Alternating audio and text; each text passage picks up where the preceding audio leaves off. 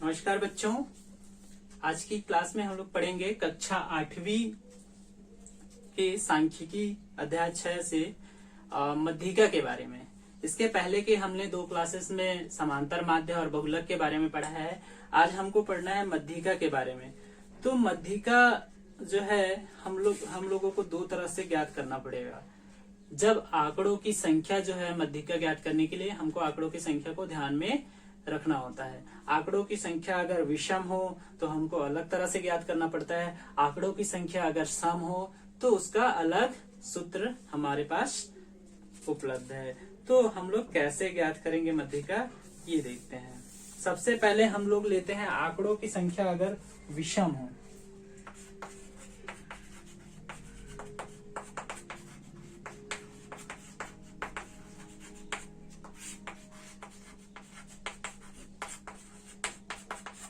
ठीक है बच्चों, मध्यिका हमको तब ज्ञात करना है जब आंकड़ों की संख्या विषम है। पहले हम लोग विषम आंकड़ों का ज्ञात कर लेते हैं, उसके बाद सम आंकड़ों का। विषम आंकड़ों का कहने का मतलब है यदि आंकड़ों की संख्या 1 हो या 3 हो या 5 हो या 7 हो या 9 हो, है ना। विषम आंकड़ों में 1, 3, 5, 7, 9, 11, 13, 15, है ना। ये हमारे विषम आंकड़े हैं, विषम संख्या, है ना। ठीक है, तो इस प्रकार की जब हमारे पास आंकड़ों की संख्या होगी, विषम संख्या में हमारे पास आंकड़े उपलब्ध होंगे, है ना। आंकड़ों की टोटल संख्या को देखना है। ऐसा नहीं कि हमारे पास जो आंकड़े हैं वो विषम है कि सम है, ये नहीं देखना हमको ये देखना है कि हमारे पास कुल कितने आंकड़े हैं, है ना। जैसे कि हमारे पास मान लो 11 आंकड़े हो गए तो 11 सम है कि विषम है, तो 11 हमारा विषम है ना। तो इस तरह से हम लोग देखना है और उसके बाद हमको सूत्र लगाना है। तो पहले हम लोग प्रश्न देख लेते हैं। 3, 5, 10, 9, 8,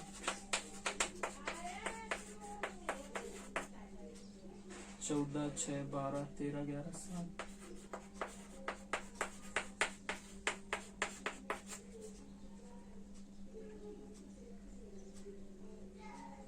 की मध्यिका ज्ञात कीजिए।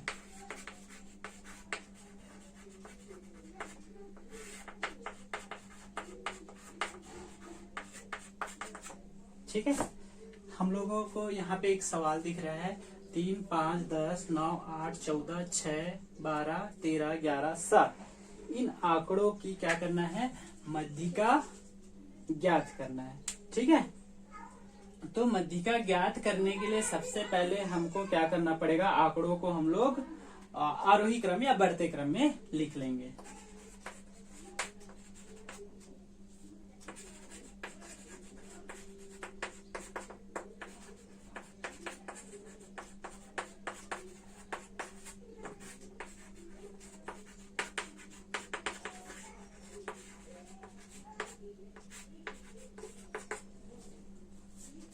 तो आरोही क्रम या बढ़ते क्रम में लिखने के लिए हम लोग देखेंगे सबसे छोटा आंकड़ा कौन सा है। यहाँ पे सबसे छोटा आंकड़ा यहाँ पे है 3, तो 3 को लिख लेंगे। 3 और है क्या, यहाँ पे दोबारा नहीं है। उसके बाद आ रहा है 4 है क्या, नहीं है। 5 कितने बार है, 1 बार है, तो 5 लिख लिए। 6 है क्या कहीं पे, हाँ 6 है। कितने बार है, 1 बार, तो 6 को लिख लिए। अब 6 हो गया, तो अब देखते हैं 7 है क्या, 7, हाँ 7 भी 1 बार, 7 को भी लिख लिए। अब देखते हैं 8 है क्या, 8 भी 1 बार, 8 को भी लिख लिए। फिर से देखते हैं और कौन सा संख्या है 8 के बाद। 9 1 बार आया है 9, तो 9 को लिख लिए। फिर कौन सा है 10 1 बार आया है, 10 को लिख लिए।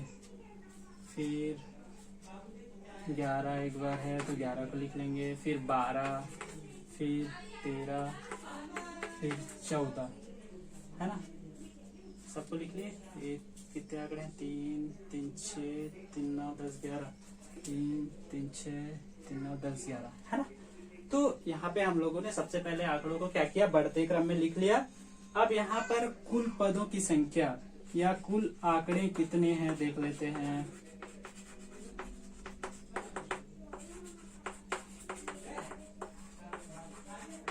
क्या है, आंकड़ों की संख्या कुल हमारे पास है 1, 2, 3, 4, 5, 6, 7, 8, 9, 10, 11।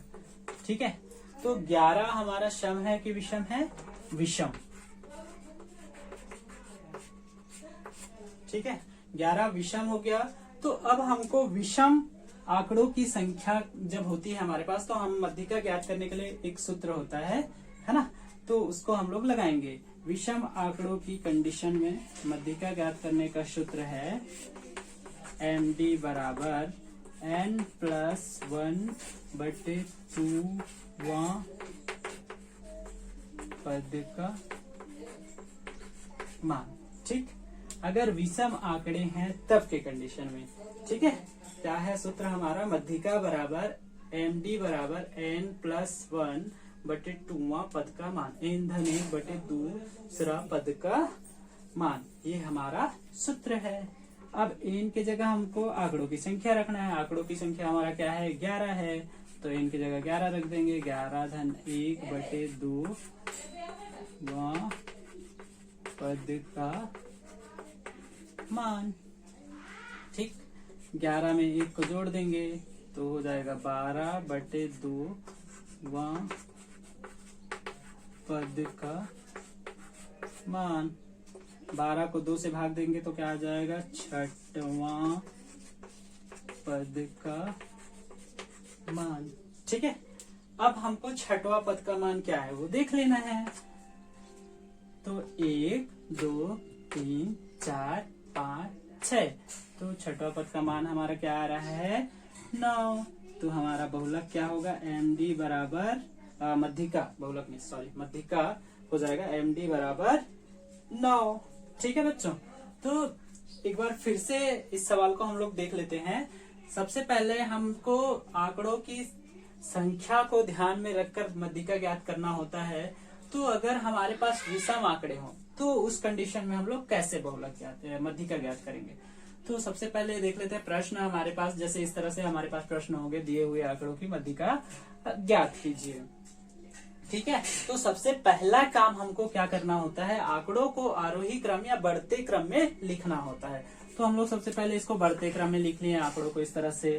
ठीक, ध्यान रखना है कि हमारा कोई भी आंकड़ा छूटना नहीं चाहिए या फिर आंकड़ों जो है आगे पीछे नहीं लिखना है। जैसे बढ़ते क्रम में आते जाएंगे वैसे ही हमको लिखना है। इसके बाद ये काम तो सबसे पहले कर लेना, चाहे सम हो या विषम हो, ये काम होना ही है। इसके बाद हमको क्या करना है? आंकड़ों की संख्या को ध्यान में रखना है, आंकड़ों की संख्या को गिन लेना है। तो यहाँ पे हमारे पास आंकड़ों की संख्या है n बराबर 11। अब 11 विषम है कि सम है? विषम है। तो चूंकि 11 विषम है तो अब यहाँ पे मध्यिका के लिए विषम वाला सूत्र है। अगर 11 सम, अगर हमारे पास आंकड़ों की संख्या सम होता है ना, 11 तो विषम ही होगा, आंकड़ों की संख्या अगर हमारे पास सम होता तो हमारा मध्यिका का सूत्र जो है वो दूसरा होता। वो मैं आपको अगले वीडियो में बताऊंगा। ठीक है, तो चूंकि यहाँ पे विषम आंकड़े हैं तो हमारे मध्यिका का सूत्र होगा n-1/2, है ना, n-1/2 वह पद का मान, ये हमारा सूत्र है। अब हमारे पास कुल आंकड़ों की संख्या n बराबर कितना है? 11 है, तो n की जगह हम लोग 11 रख देंगे। तो 11-1/2 पद का मान। ठीक, अब 11 और 1 को जोड़ दिए तो आ गया हमारे पास 12/2 वह पद का मान। ठीक है, 12 को हम लोग 2 से भाग देंगे तो क्या आ जाएगा? 2×6 = 12, 6 आ जाएगा। 6वां पद का मान। अब 6वां पद का मान यहाँ से नहीं देखना है हमको सवाल से, हम जो आरोही क्रम में लिखे हैं वहां से हमको गिनना है। यहाँ गिनोगे तो गड़बड़ हो जाएगा। ठीक है, तो हम लोग यहाँ से गिन लेते हैं। 6वां पद, ये पहला पद है, 1, 2, 3, 4, 5, 6। तो 6वां पद हमारा क्या हो गया? 9। तो ये हमारा क्या हो जाएगा? मध्यिका हो जाएगा। ठीक है, ठीक है बच्चों, तो इस तरह से आप लोग जब भी आपके पास विषम आंकड़े होंगे तो ये जो हमारा सूत्र है इसका उपयोग करके आप आंकड़ों की मध्यिका ज्ञात कर सकते हैं।